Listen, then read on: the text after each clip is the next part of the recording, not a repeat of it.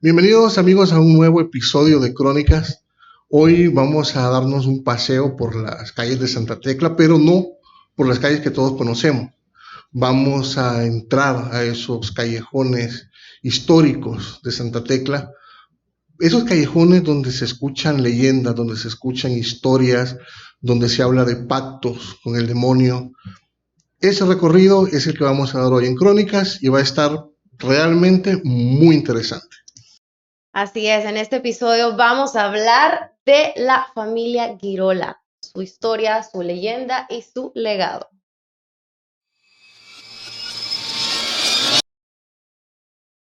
Bueno, y vamos a arrancar con la familia Girola. Para eso tenemos de invitados a dos muy buenos amigos de Crónicas, el arquitecto Luis Angulo y a Carlitos Mejía, que pues son no solo expertos en el tema, sino tecleños de corazón, tecleños de alma. Yo siempre los he identificado como guardianes de la historia de Santa Tecla y hoy pues tienen a bien acompañarnos y vamos a conversar, vamos a dar una vuelta por esos retrueques, por esos parques, por ese pasado tan interesante de la ciudad de Santa Tecla. Bueno, bienvenidos, Luis. Muchísimas gracias. Como tú decías, qué bueno estar de nuevo en este espacio y muchas gracias por habernos invitado. Carlitos. Bueno, estamos aquí a hablar de la señora que se llama Santa Tecla. Esta señora caprichosa que se nos va, se nos viene, pero ahí está. ¿Y ustedes escuchaban este tipo de historias y leyendas creciendo? Como era algo que la gente comentaba, lo que la gente decía. Perfecto.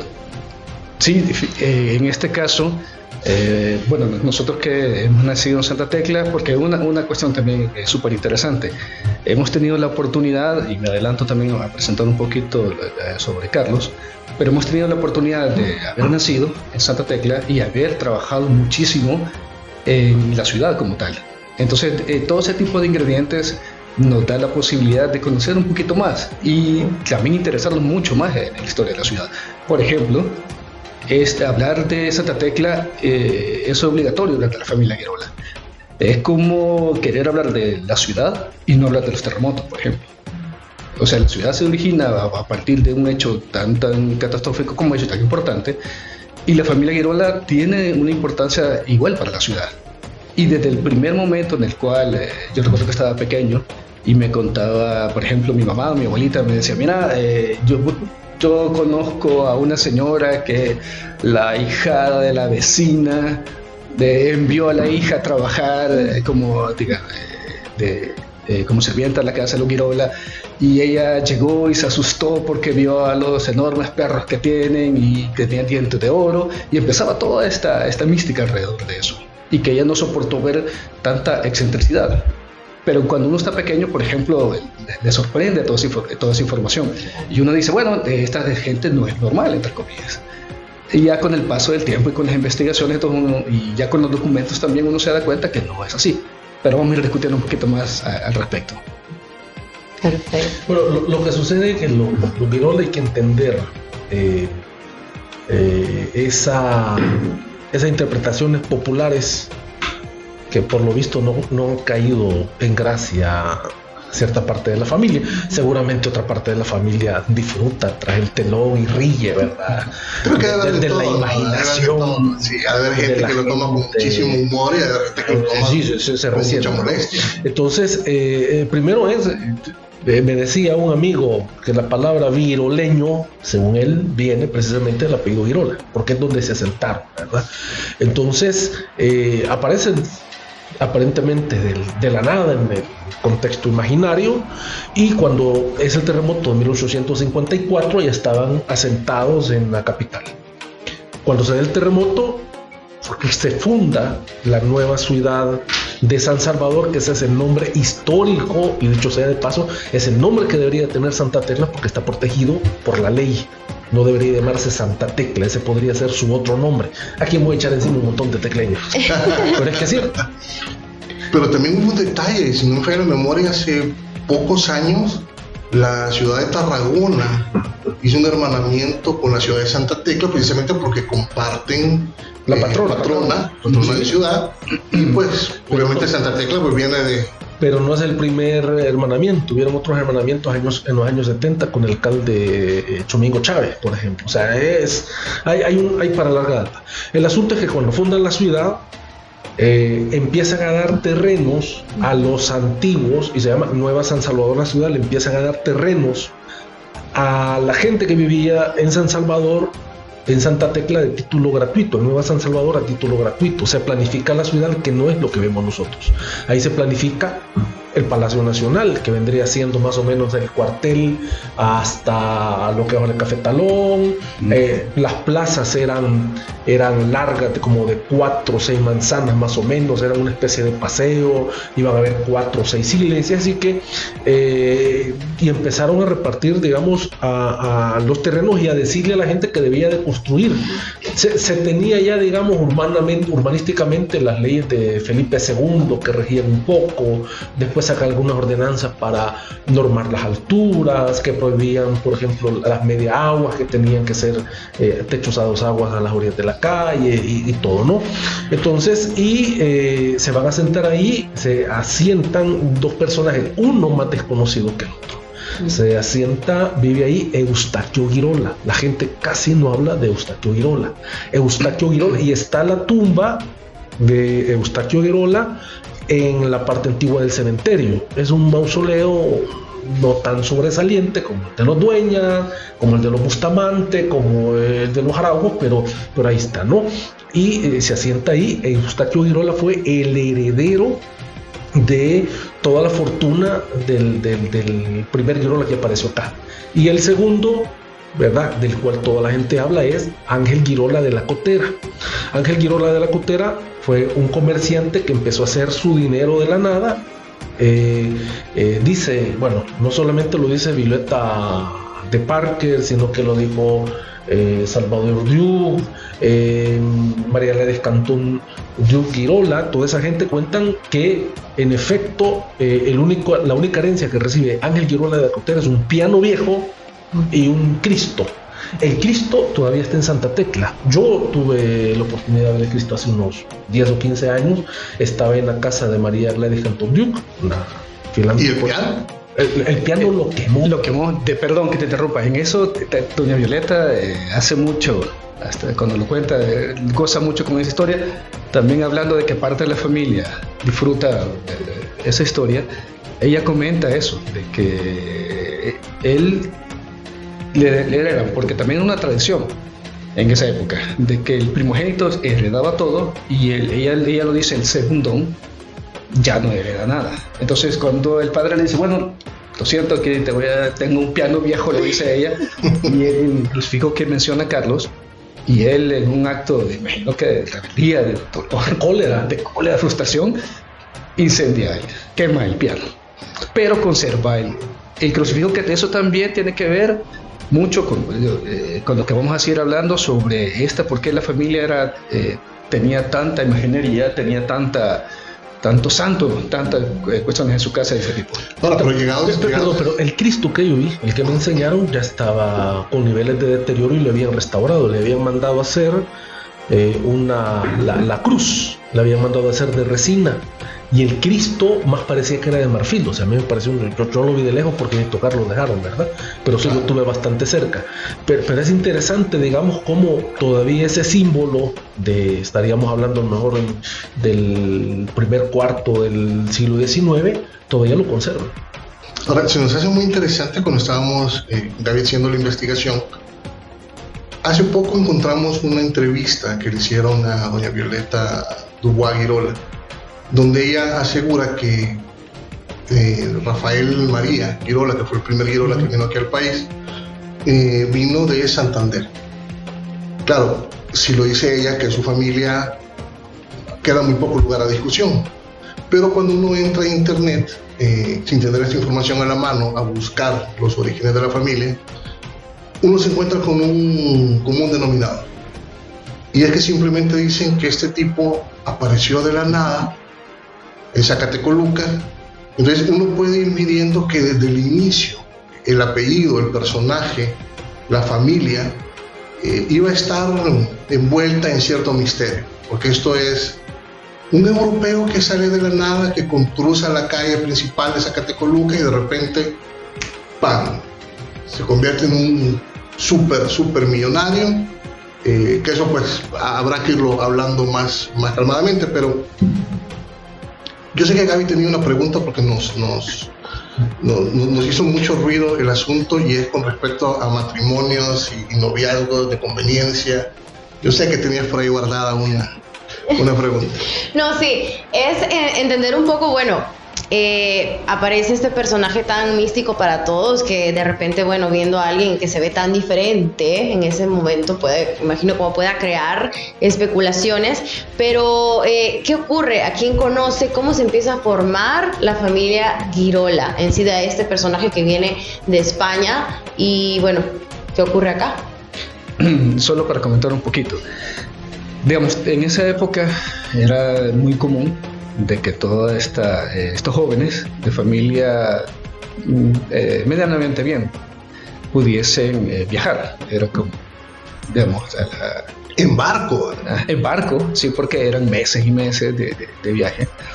Entonces, también para contextualizar un poco, no solo es que Girola apareció de la nada y él vino acá y no se sabe de dónde, sino que eso era muy común. Por ejemplo, en Santa Tecla hay muchas familias, de muchos amigos de nosotros, que igual sus bisabuelos vinieron en un barco y vinieron acá, que venía va a América y aparecieron en la libertad de la causa. Correcto, y de repente la vida, la curiosidad y también la importancia de la ciudad provocaba que la gente llegara a la ciudad, y tanto por negocio, pero también por el hecho de casarse, por conveniencia, ya que la ciudad era de mucho abolengo.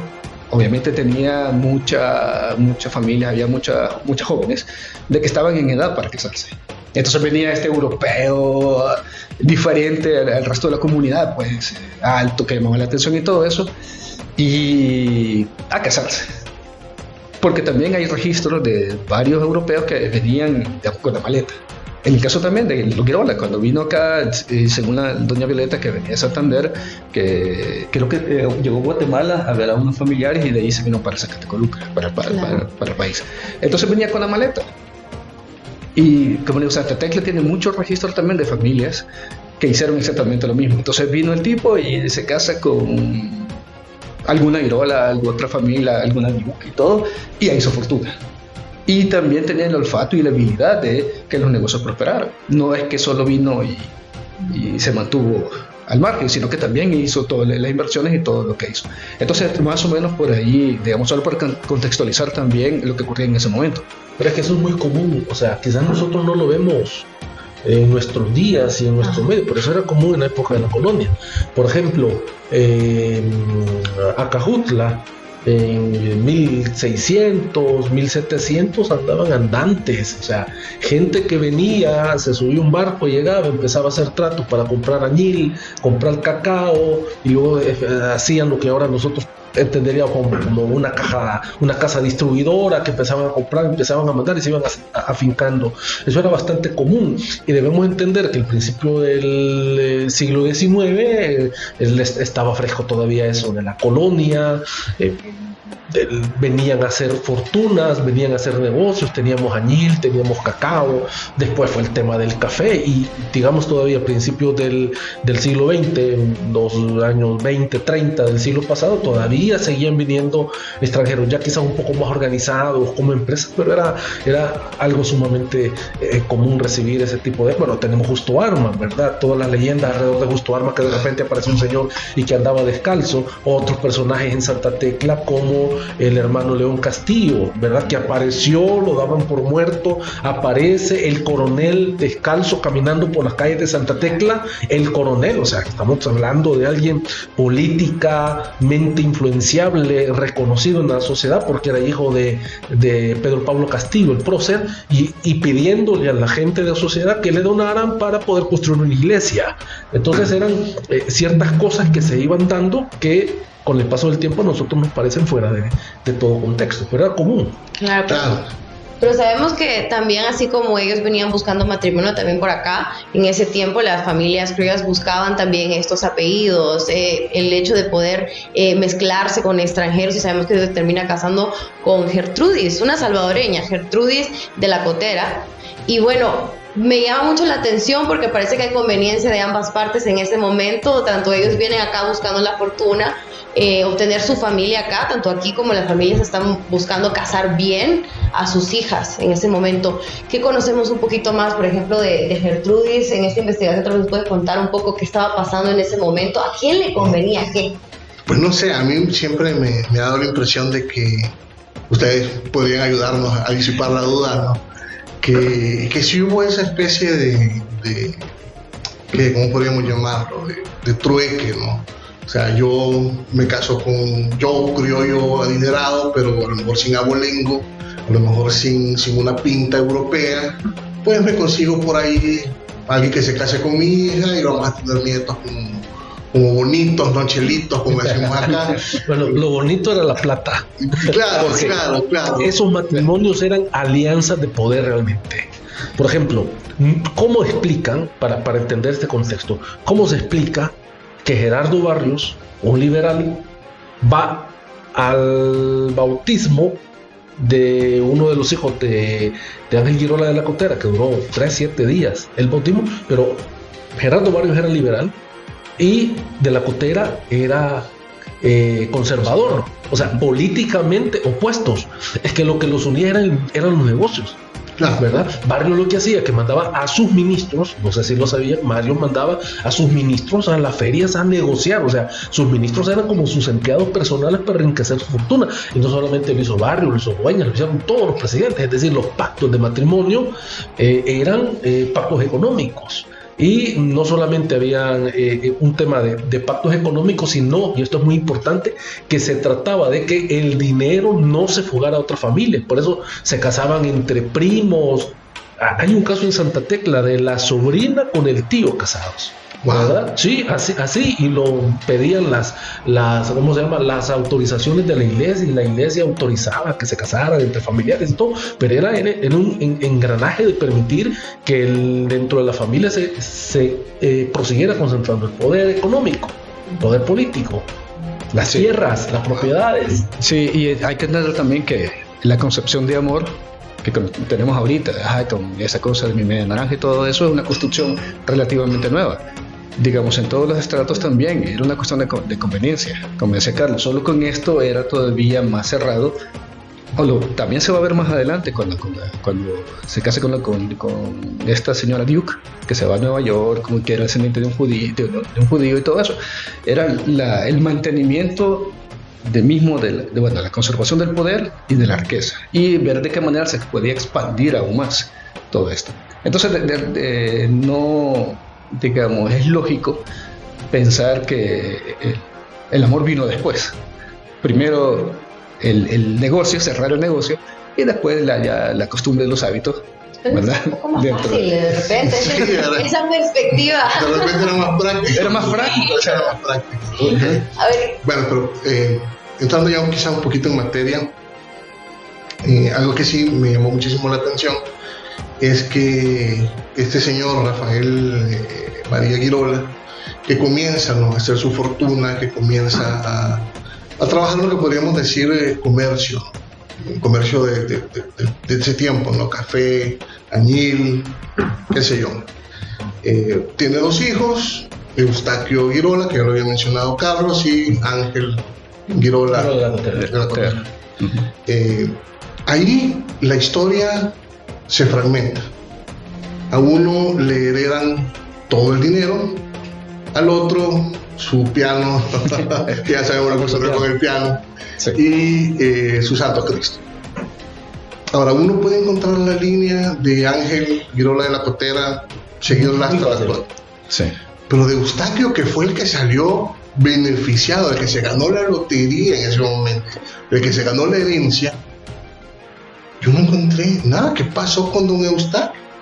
No, él siguió desarrollando su vida. Lo que sucede es que se fue convirtiendo él y su familia en personajes más anónimos, ¿verdad? Porque quien sobresalió no solamente al tener dinero, al hacer negocios, al tener edificios, a mandar a construir edificios pomposos, al traer seda de Europa, cosméticos, joyas, libros, fue Girola de la Cotera, su hermano, Ángel Girola de la Cotera, el que fue diputado, el que fue vicepresidente, presidente en funciones, y que se rozaba, digamos, con el poder, fue Ángel Girola de la Cotera, y es donde se concentra, por esas relaciones de estar cerca de la cosa pública, se concentra más una personalidad un poco más sonora.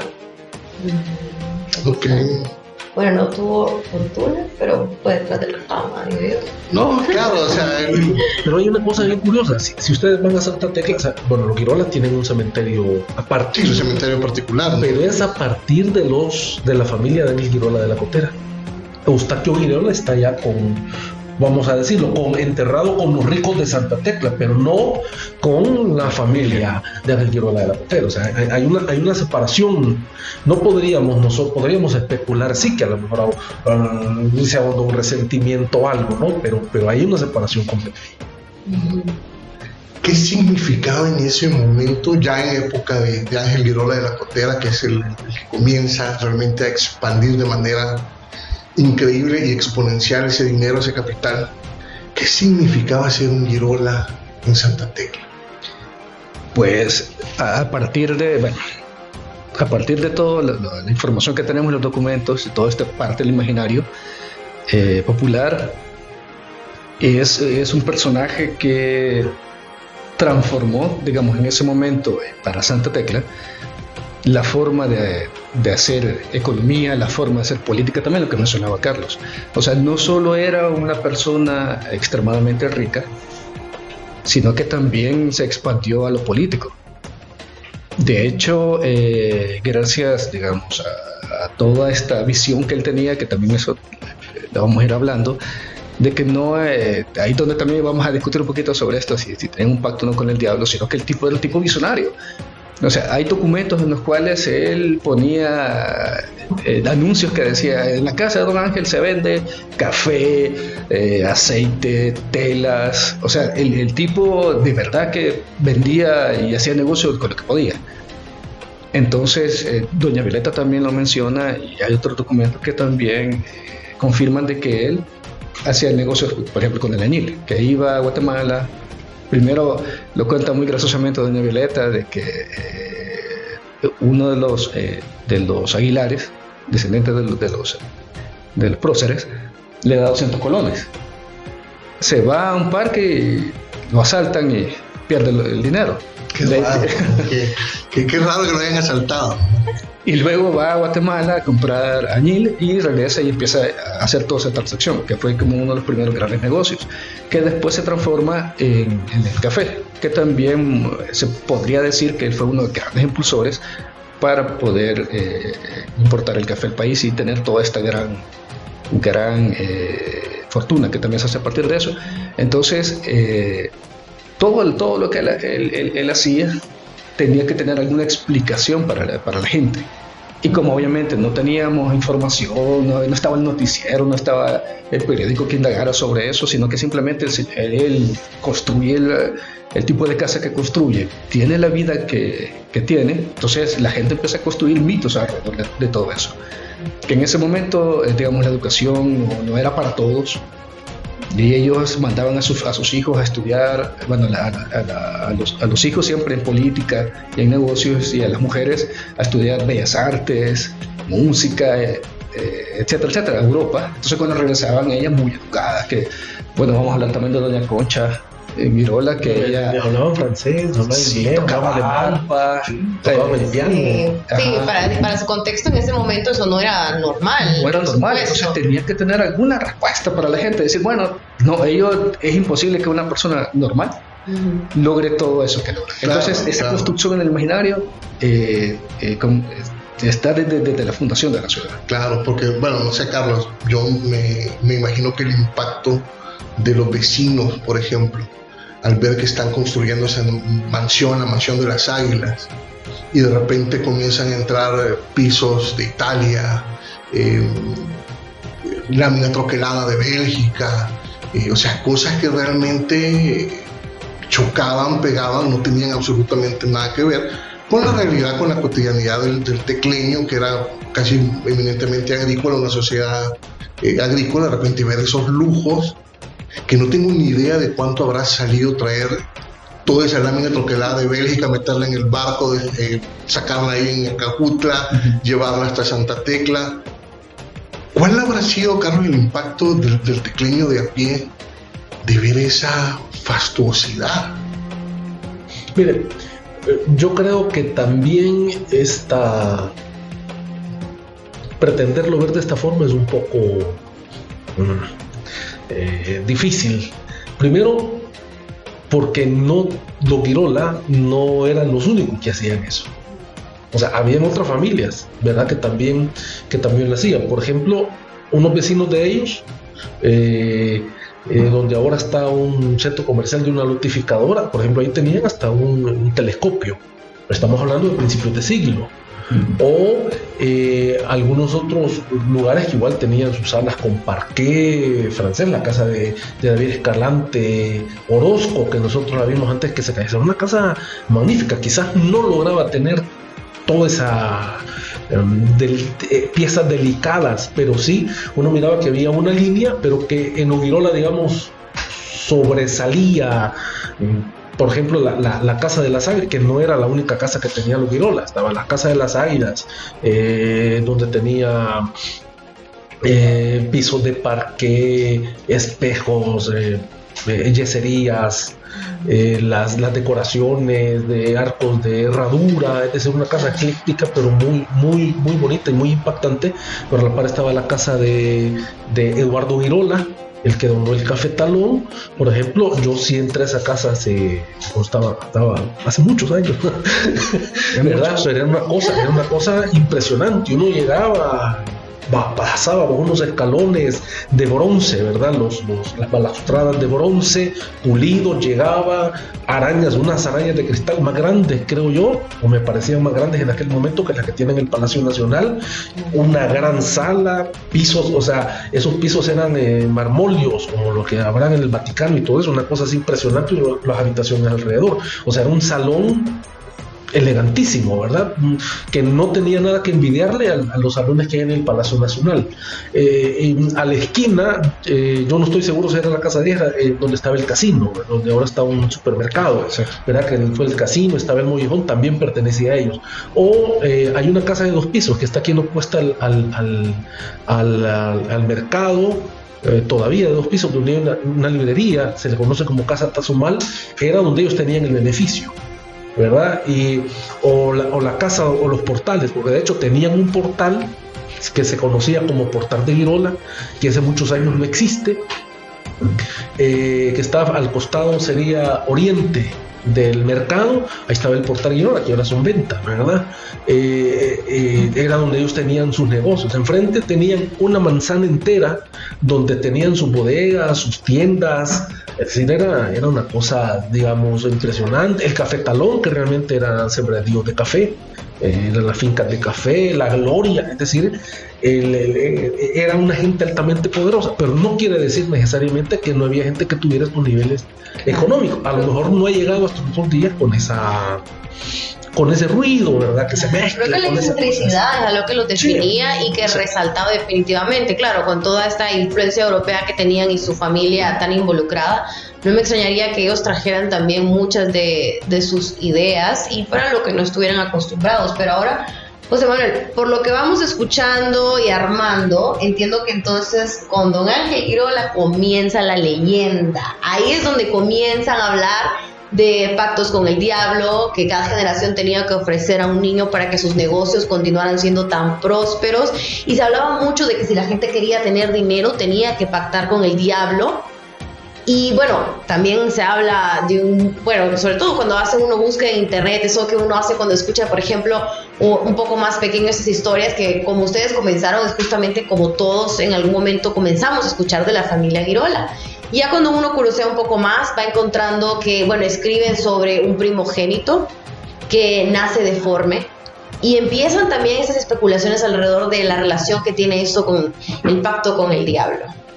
A ver, cuéntenme un poco acerca de dónde nacen estas historias o creencias que empiezan con Don Ángel Girola. Ustedes que están empapados de este pacto, por favor, digan. Estuvieron cerca de él, los El sintieron. pactado es Lo sospechamos, siempre tuvimos una sospecha. Perfecto. Sí. Bueno, una de las cosas que hay que considerar es la creación de los mitos.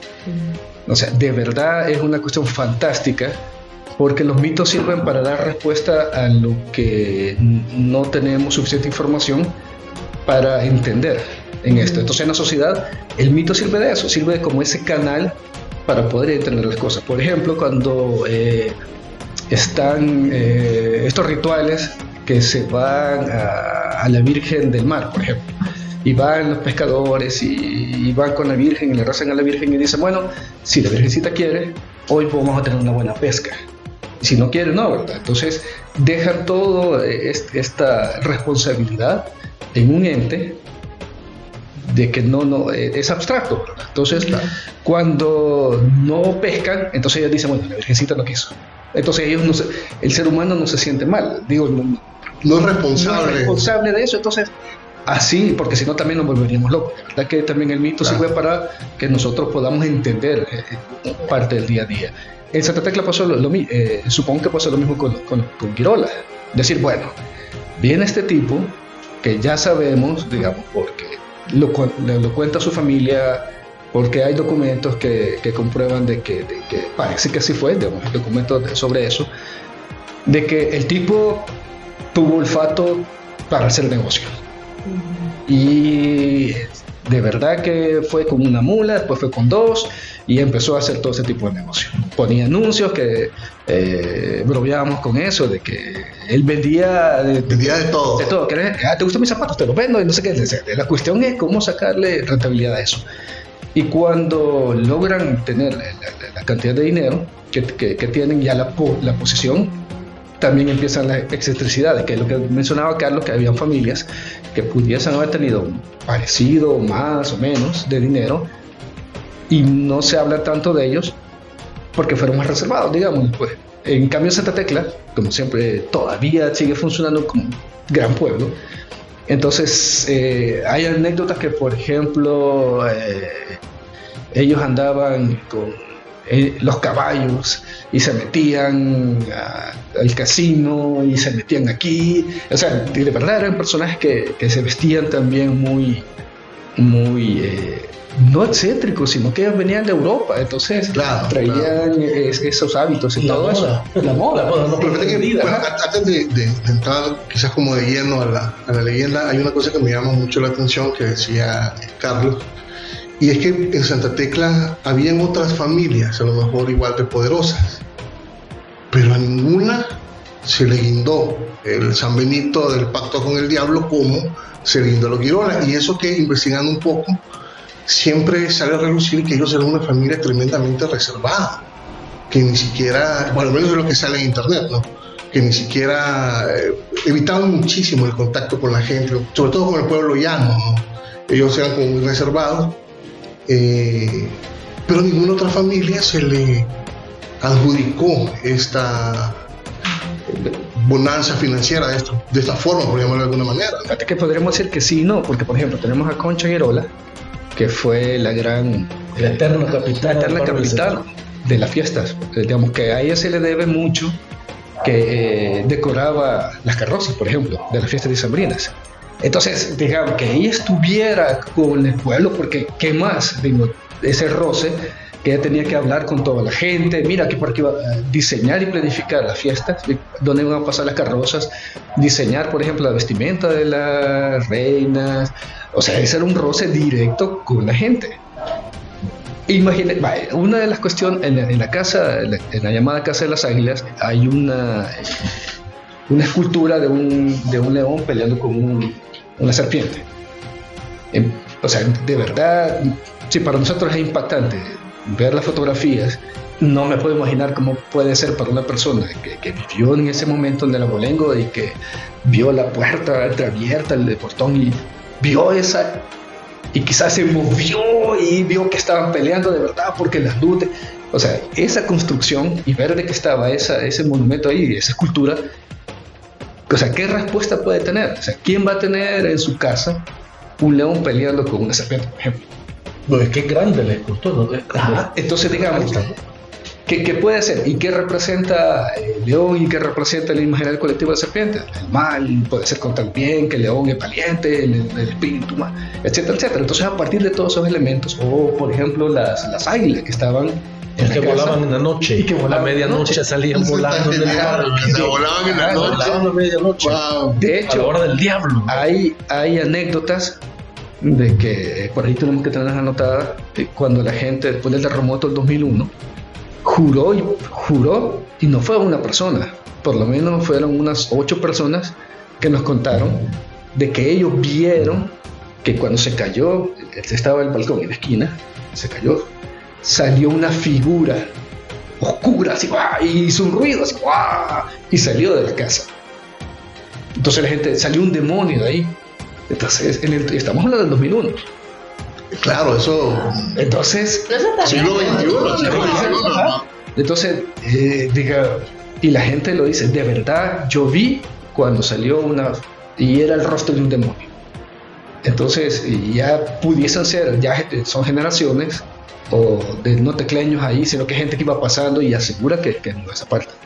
Entonces, las respuestas a eso a través del mito era: ¿por qué habían 2 águilas? ¿Por qué estaba esa escultura gigantesca ahí? ¿Por qué tienen perros daneses? O sea, todo eso. ¿Por qué la señorita que viene a Europa sabe tocar arpas y viene enseñando la pantorrilla? Eso, etcétera, etcétera. Entonces, digamos, la respuesta hacia toda esa peculiaridad de la familia fue la creación del mito.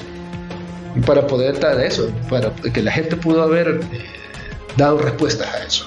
Pero es que yo miro este mito porque es muy urbano, ¿verdad? Muy difundido, entre una ciudad que está pegada a la capital y que es fácil transmitir. Pero es que en Santa Tecla no ha existido el único mito. Por ejemplo, al sur de la ciudad, en la cordillera del Bálsamo, están los cantones Granadillas, El Limón, y pega con Pajales.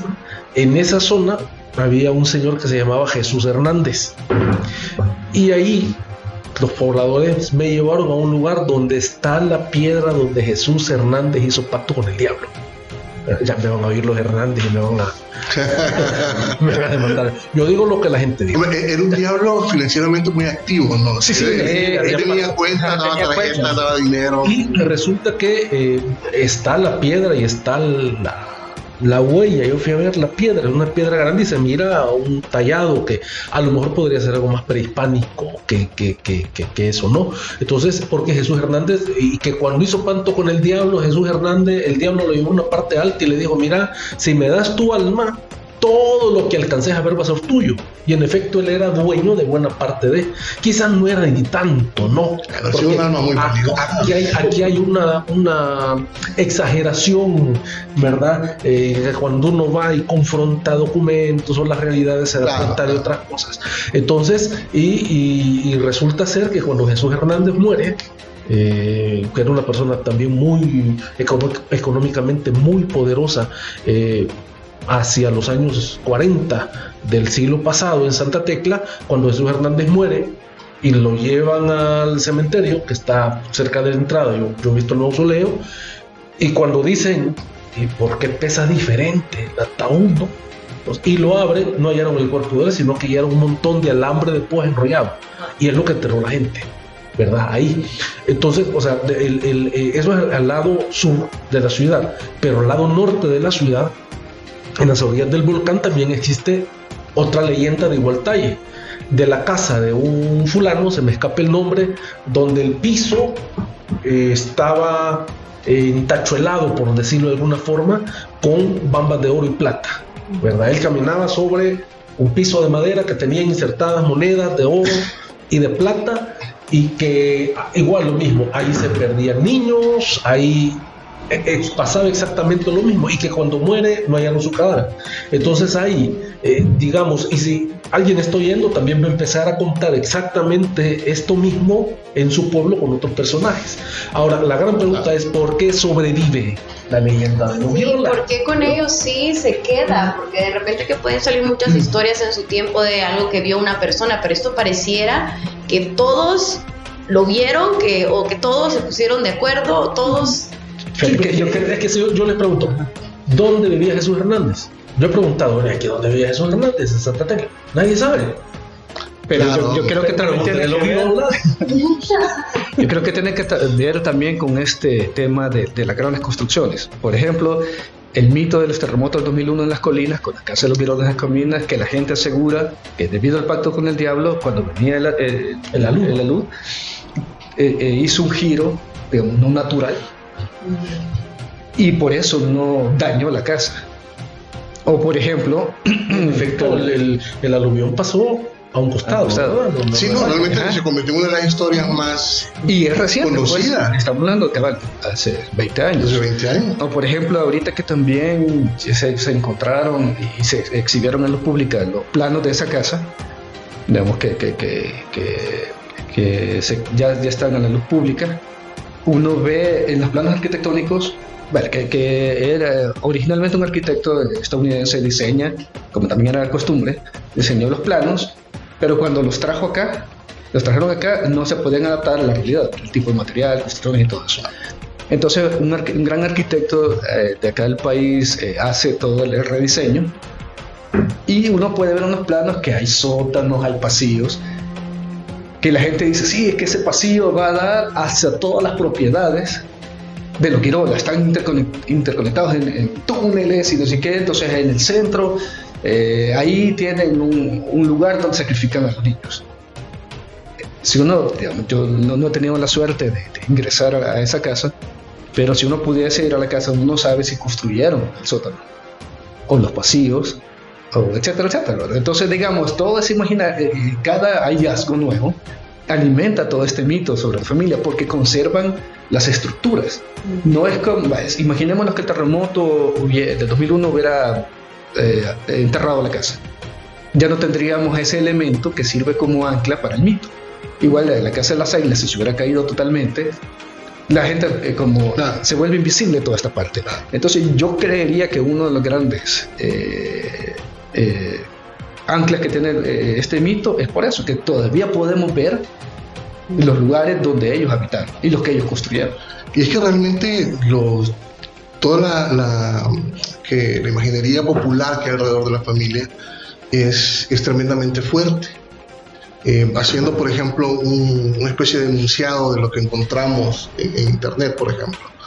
El primer pactado, Ángel Girola de la Frontera, tiene un hijo, su primogénito, que aparentemente fue un monstruo, una cosa deforme, una cosa que había que encadenarla a un sótano y solo darle de comer.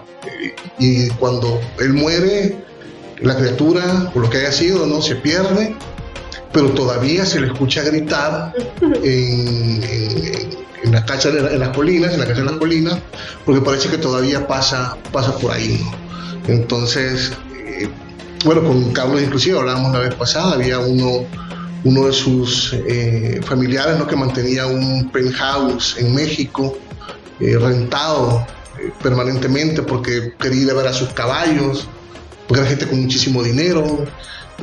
Hablaban de una habitación tachonada de bambas, de oro y plata, con una cama de acero fundido, donde sacrificaban a la gente. O sea, ha sido muy, muy fuerte la imagen de esta familia y muy difícil de quitársela de la mente, ¿no? O sea, realmente es complicado. Y es que dicen de todo, por ejemplo, que adentro, en la sala principal, había un caballo gigantesco. Lo que decíamos, que en la época de la guerra, el Parque Daniel San Martín, donde ahí estaba el cuartel, estaban los soldaditos, ¿no? Entonces que los soldados se volvían locos, o sea, terminaban locos de ver cómo salían volando las águilas a medianoche y después se quedaban de regreso. O que aparecía una señora, ¿verdad?, en la ventana a tal hora, que se escuchaban cosas. Pero es que también hay interpretación que a veces no se toma en cuenta. A partir de Francisco Morazán, o si queremos venirnos más acá, 1870, 1880, se da el auge de la masonería en el país. La francmasonería. Los masones no son, ellos dicen que no son una secta, sino que son una especie de organización filosófica, ¿verdad? Que se unen, tienen ciertos rituales, que son descendientes de los constructores. Algunos se dicen que son descendientes de los constructores de las pirámides, pero parece que sus orígenes vienen de los constructores de las catedrales, ¿verdad? Donde entre ellos tenían los secretos para construir. Cuando aparece la francmasonería en el país, uno de los grandes o de los masones más reconocidos es el presidente liberal que introdujo las reformas más sangrientas, más difíciles, más duras en el país, Rafael Saldívar, ¿verdad? El responsable de que se haya dado una concentración de tierras en pocas manos. Con él, la iglesia se peleaba, los masones decía gran fiesta en el diario oficial, o sea, no en un paquí, en el diario oficial, gran fiesta masónica en homenaje al presidente Dr. Rafael Saldívar. Y después aparecía el obispo de San Salvador, decía, hemos invitado al Dr. Saldívar a que venga a la misa, ¿no? Entonces había un pleito de que el presidente es masón o es cristiano, ¿no? Claro. Y luego, con el paso del tiempo, especialmente en Santa Tecla, aparece un cura, José María Peña, que tenía un periódico, un semanario, y fue uno de los teólogos, podemos decirle, de los filósofos que más duro atacaba la francmasonería. Imagínense ustedes, por ejemplo, yo estoy completamente seguro que Rafael Girola Duke, el que construyó la famosa para vivir la Casa de las Águilas, él vivía ahí, él era masón. Yo vi en esa casa un cuadro donde está parado y tiene entre sus insignias, entre sus condecoraciones, porque fue diplomático, tenía una escuadra, sí, el símbolo masón de la escuadra y el compás. Y el compás. Y había otro, Juan José Cañas también era masón, ¿verdad? Hay una lista de que, si bien es cierto, no fueron masones tan importantes y tan influyentes. Había una logia masónica, y esto es importante, había una logia masónica en Santa Tecla que se llamaba Logia Caridad y Progreso. La otra estaba aquí en San Salvador, que es la que se encuentra todavía. Sí, pero no se llamaba Cujatlán, no se llamaba así, se me escapa el nombre ahorita, pero sí estaba la de San Salvador y estaba la de Santa Tecla. Y allá iba, el presidente no iba a la fiesta masónica de acá de San Salvador, fue a la fiesta masónica de Santa Tecla, por lo menos es la información que a nosotros nos queda. Imagínese, y lo voy a decir en manera popular, imagínese usted a José María Peña desde el púlpito en la iglesia El Carmen, hablando en contra de los masones, condenando y excomulgando a los masones o a los que se acercaran a ellos o a los que hicieran negocios, entregándole el alma al diablo a los masones en la iglesia Concepción, en la iglesia San Antonio, en el Calvario o en Belén. El estigma que los masones cargaban de la sociedad sobre sí, también eso alimentaba para que, al menos esa es mi teoría, creo que está bastante fundamentada, para que se entendieran que los masones eran pactados con el diablo. Y si a eso le agregamos que tenían dinero, y si le agregamos que ejercían puestos de poder en el gobierno, era la fórmula perfecta. Y si le agregamos todavía que eran extravagantes. O sea, yo he escuchado, yo no lo puedo asegurar, que por ejemplo los Girola también compraban títulos nobiliarios, ¿verdad? Cuando caía en Europa, caía ya en algún marquesito por ahí. Sí, y hemos visto cosas, por ejemplo, donde una postal donde Rafael Girola le dice a sus hijas en una carta, no sé si te acordás, y le dice, acabo de entrevistarme con el rey Jorge de Inglaterra, el cuarto rey sexto de Inglaterra, ¿verdad? O sea, era de ese nivel. Entonces, y si le agregamos eso, o que aparecían con carros, ¿verdad? Sí. O que tenían, o sea, era una opulencia.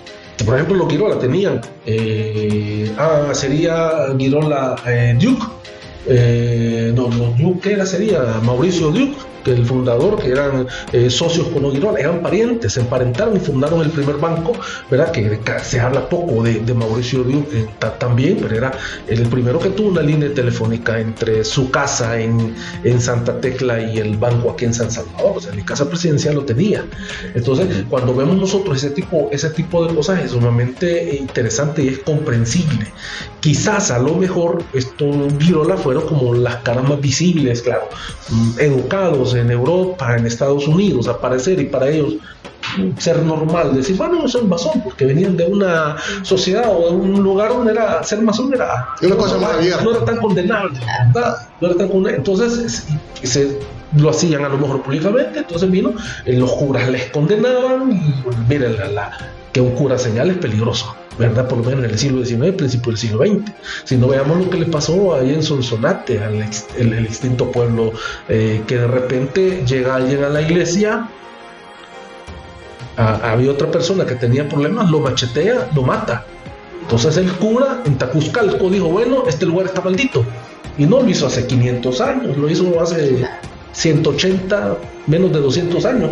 Maldijo el pueblo, ordenó que se llevaran las imágenes a otros lugares, imágenes muy preciosas que hoy podemos ver, y desapareció el pueblo de Tacuzcalco por la maldición que el cura dio. O sea, los curas eran poderosos. Ahora imaginemos los curas dictando sentencias y maldiciones a los masones. Esperaría que eso explicara un poco esa parte del mito en la que la gente empieza a decir de que Don Girola recibía estos extraños visitantes a altas horas de la noche. De hecho, es correcto. ¿Verdad?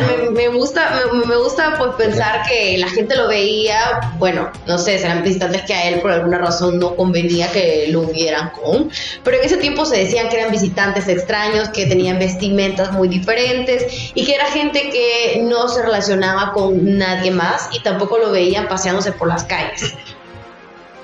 Sí, que hablando de lo que dice Carlos, correcto, la gente decía eso, de que cómo era posible de que se esperara hasta altas horas de la noche para recibir visitas. Y imaginémonos también que la vestimenta era muy formal, entonces ver gente de ese tipo llegar a la noche a visitar a la familia, entonces, y con toda esta carga de la púlpito de la iglesia, entonces solo reconfirmaba a la gente de que algo extraño pasaba. Entonces, digamos, todo este tipo de información solo podía deducir, no, ellos tienen un pacto con el diablo, porque cualquier persona normal lo haría a la luz del día y no en la oscuridad. Claro. Entonces, la visita después de las 8 de la noche, por favor. Es una cosa muy satánica. Sobre todo que era un pueblo, ¿no? Un pueblo con casas bonitas. Sí, claro. O por ejemplo, ahorita todavía, hace 3 años, la gente en la Coronel Paraíso, que está la casa todavía se conserva, está un poquito deteriorada, pero se conserva el casco de la Hacienda del Paraíso, y la gente todavía asegura de que ahí está aparece una niña vestida de blanco y una señora que cuidan la casa. Entonces que no pueden tener paz porque pues sí, la niña fue la que se sacrificó para seguir con esta bonanza financiera, entonces por eso el alma sigue ahí. Y la señora que también murió trágicamente no puede descansar en paz. Entonces, y la gente asegura que ahí sigue todavía y que todavía lo puede ver. Estamos hablando de hace 2 años, porque digamos la casa, parte de esa casa todavía funciona para hacer estudios en arquitectura. Hay muchas tesis también sobre eso, cómo restaurarla y trabajarla, y cuando se entrevista a la gente sigue asegurando todo eso. Y estamos hablando, como les repito, hace como 2 años. Claro, es una cosa muy, muy reciente. Ahora, no sé, ilumínenos ustedes un poco, que saben más de esa familia. Hubieron gente con fines trágicos. Se dice que hubieron gente con fines trágicos, arrastrados por caballos. Encontramos la historia de un par de niños electrocutados aquí por Ilopango. ¿Qué se escucha? ¿Qué se sabe de esto? Sí, hay bastantes cosas que se cuentan y se le suman a ese imaginario, ¿verdad? El castigo de Dios, pero que a lo mejor le pudo haber sucedido Claro, a cualquiera. O sea, yo creo que no habrá nada de extraordinario, y que si tuviéramos las posibilidades, podría asegurarles de ver probabilidades y algunas otras cosas que se daban. A lo mejor también no es que solo ellos murieron así, ¿verdad? No es que solo tuvieron accidentes. Y lo que sucede es que viene la gente y ya le mete se lo adjudica. Es que era por. A pesar de que hay cosas, digamos, que están como muy privadas. Yo hasta ahorita voy a decir algo que yo vi, creo que como en el 2005, cuando entré a la famosa Casa de Girola, ya que estaba desmantelada y todo. Yo vi ahí una bula papal de principios de siglo, ¿verdad? Cuando las bulas papales en ese momento se daban por haberle dado una ayuda a su santidad, ¿verdad? No sé qué cantidad de dinero habrán dado, pero yo sí vi la bula papal ahí puesta, ¿verdad? Entonces, a pesar de todas esas cosas, porque igual que alguien sea masón no quiere decir que no puede ser católico. Podría Pero ser, eso ¿no? era parte de lo que también asustaba un poco a la gente, porque de repente uno entraba y habían muchísimos, imágenes, y eran muy católicos, se conocían por ser católicos, entonces de repente la gente se asustaba un poco al entrar a las casas con tanta decoración orientada hacia la religión. Entonces, De hecho, doña Violeta lo comenta de una forma bastante simpática, pero imaginémonos hace años, digamos, con Carlos tuvimos la suerte de montar una exposición de santos sobre imaginería. De verdad, cuando uno entraba a la sala de noche, digamos, vos apaga la luz, yo soy el último, y de repente cuando uno se gira y ve el santo, el impacto de verlo, o sea, llama la atención. Entonces, al ver también que toda una sala está llena de ese tipo de imágenes que realmente en su mayoría son un poquito trágicas. así comienzan las películas de terror. Claro. Sí, Entonces, la primera toma. Entonces, digamos, ver todo eso era como impactante. Quiero hacer referencia a lo que hablamos al principio, por ejemplo, que el famoso piano que quemó, pero conservó el crucifijo. Entonces, a partir, digamos, podemos intuir, digámoslo así, de que si él conservó un símbolo de la iglesia, entonces él pudo haberse aferrado a dicha religión. Entonces, digamos, yo voy a ser religioso y toda mi familia va a ser religiosa. Entonces, él empieza a inyectar a partir de ese símbolo todo lo que la familia después fue ¿cómo se llama?, abonando a la misma iglesia. Doña Violeta menciona de que ellos eran súper católicos, que por eso le llamó la atención, que porque la gente siempre los consideró pactados con el diablo. Si ellos ayudaban mucho a las iglesias, bueno, Carlos no mencionaba con eso de que se le dio a su santidad una cantidad X para la iglesia, entonces ellos eran dados a eso. Pero imagino que había ese impacto de ver tantas imágenes, entonces la gente tuvo que haberse sorprendido también.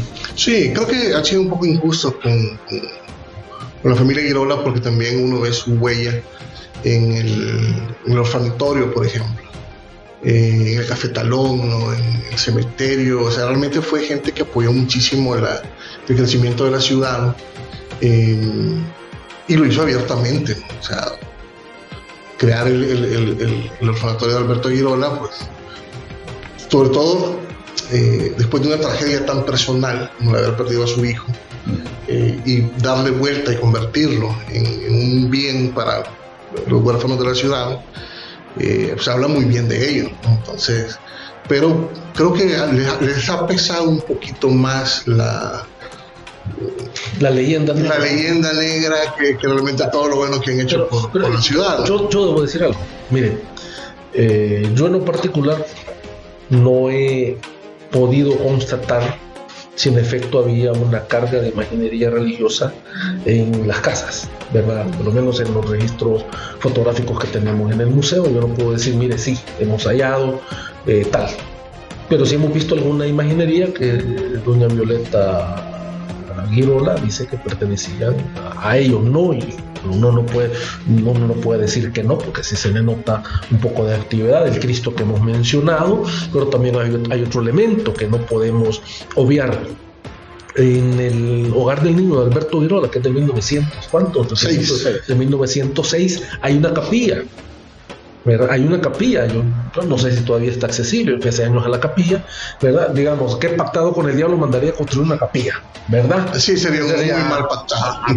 ¿Verdad? Sí, hay un mal negocio, ¿verdad? Mal negocio.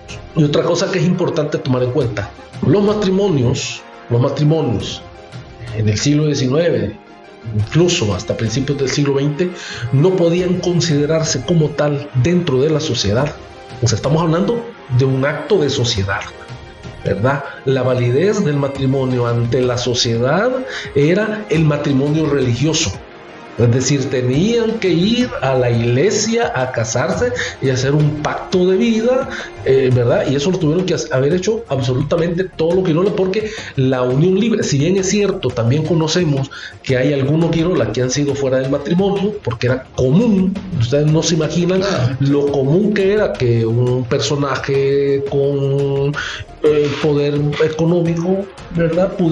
Tenía a su esposa, pero pasaba en su finca en las cortas de café 2-3 meses y bueno, se rejuntaba con alguien de por ahí, ¿verdad?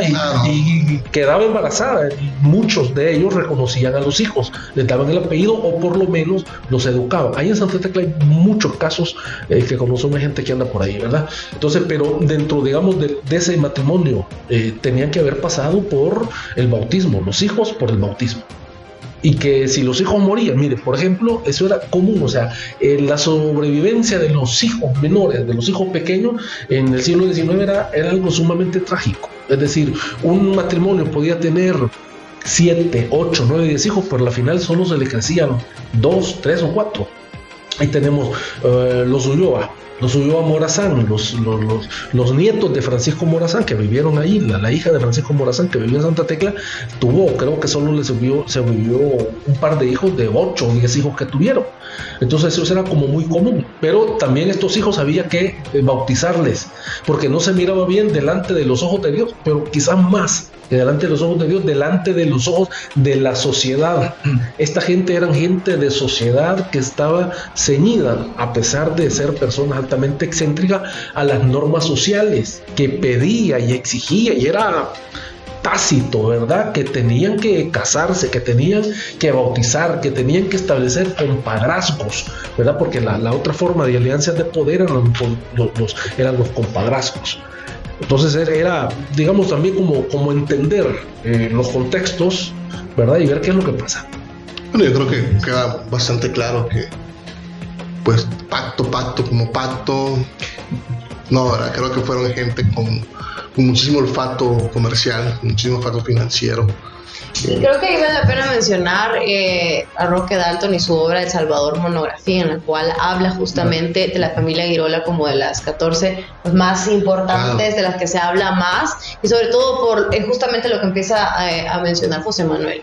Era todos los rubros en los que ellos estaban desarrollando en la área de los negocios, que la verdad en ese momento creo que no era tan común verlo acá. Y como hay que ver el contexto de justamente lo que se ha ido hablando, toda la influencia europea que ellos tienen, los estudios que traen, creo que eso también permite una capacidad de desarrollo de negocios de una manera diferente a la que la gente no estaba acostumbrada. O por ejemplo, la educación también. Si no me equivoco, Carlos, creo que hubieron 5 alcaldes, ¿verdad?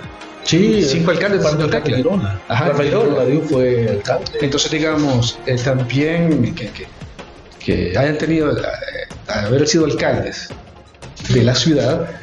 Claro, hombre, te permite una serie de lazos, de nexos, de oportunidades de negocio. Digamos, pero es que también ser alcalde no era lo que nosotros vemos ahora, un asalariado, sino que ahí era al revés, era casi un servicio ad honorem a la ciudad. El alcalde terminaba metiéndose a la bolsa para hacer ciertas cosas, debía de tener cierta facilidad.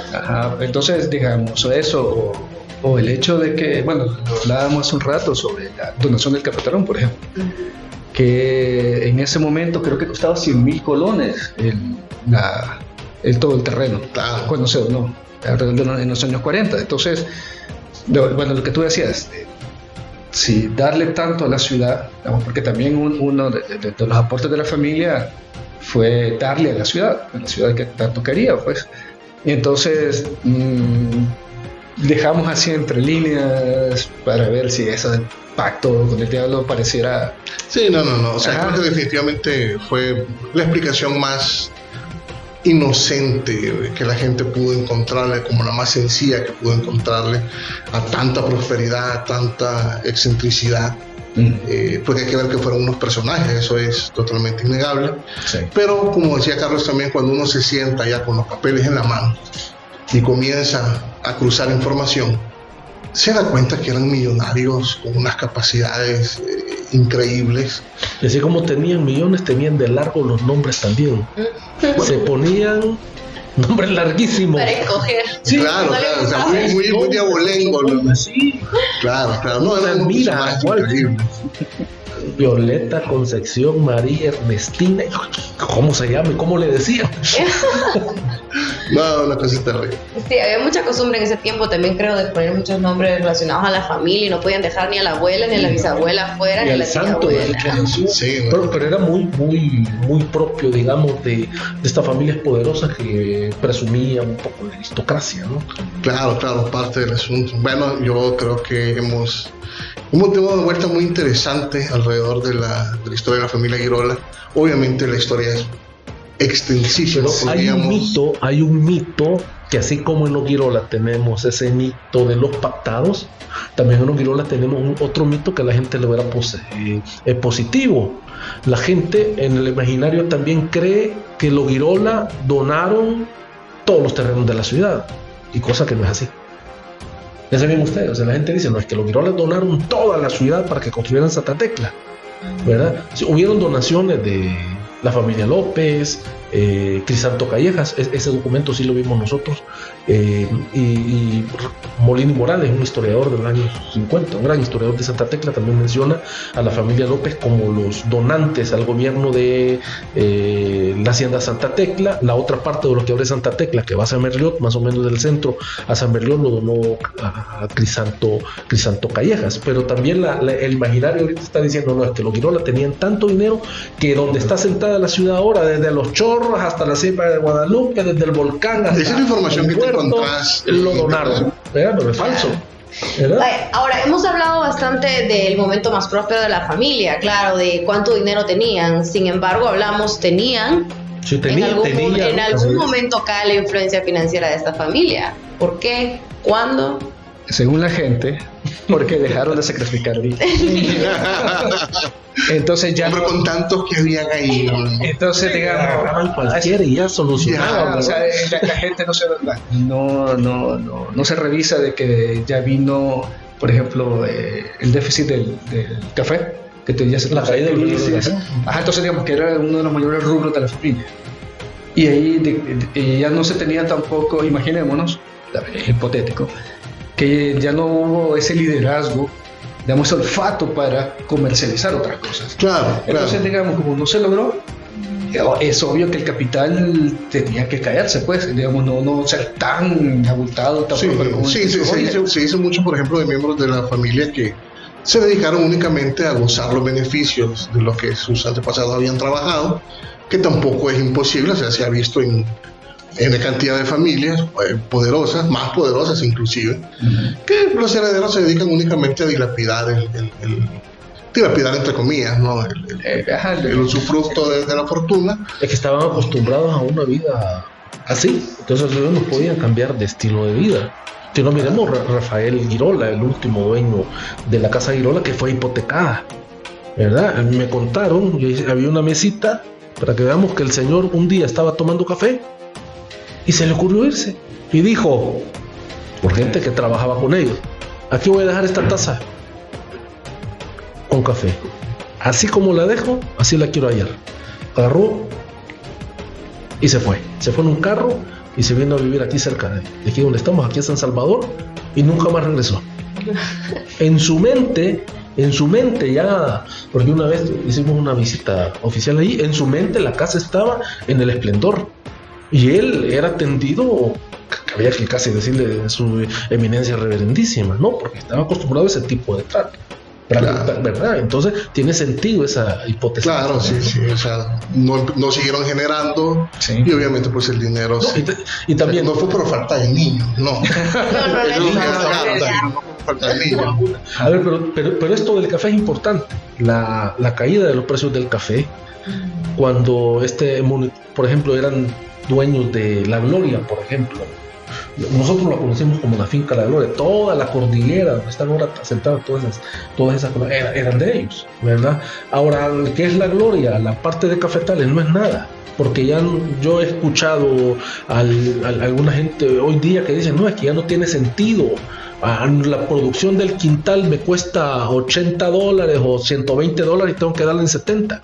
Entonces todo sus inversiones estaban en el café, si eran unos grandes cafetaleros desde el siglo XIX, Claro. ¿verdad? Entonces también eso cayó más. Yo le agregaría no solamente el tema productivo de la concentración, seguramente, porque no podemos decirlo con absoluta certeza, sino que también el que ya no se concretaron, y ya no es una costumbre concretar las relaciones matrimoniales o de familia como se hacía antes.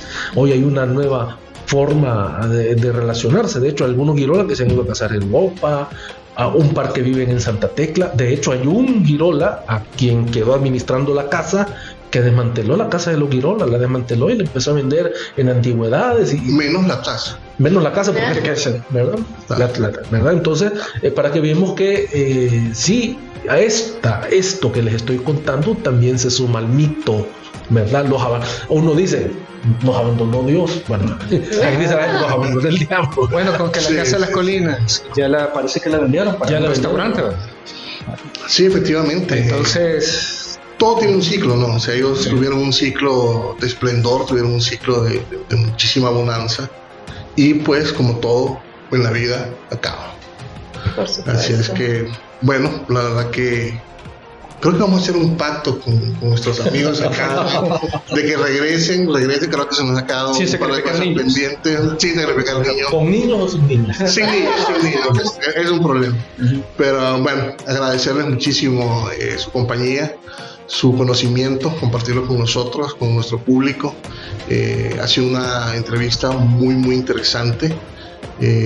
Gaby, ¿qué te pareció todo este recorrido enorme por casi 3 siglos de historia, tanto de Santa Tecla como de los Girola? Justamente quería decir que viajando en el tiempo, porque desde pensar en las primeras historias que yo escuché de los Girola, lo emocionante que era y realmente como uno, si no se dedica a investigar, creo que uno muere creyendo que eso era cierto, porque la manera en que se ha quedado toda esta historia con esa familia, a todo el mundo creo que lo hace pensar 2 veces, ¿será cierto? Porque ¿por qué todo el mundo lo decía?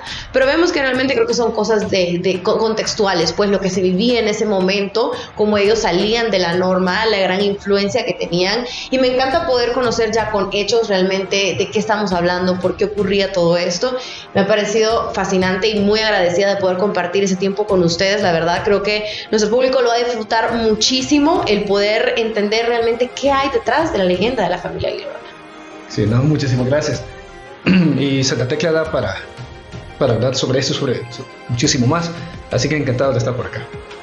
No, y digamos que una forma de que sobrevives a saber cuántos años más va a continuar esta leyenda, ¿verdad? Pero también es interesante cómo la gente interpreta, Claro. y en esas interpretaciones también debemos de entender que hay un poco de sabiduría para que la gente no se acerque al mal, ¿verdad? Para quisiera ser malo y acercarme al mal y tener tanta plata. Bueno, entonces quedamos entendidos que tenemos un pacto de regreso. Por favor. Bueno, perfecto. Muchísimas gracias. Así Gracias, es. a la orden.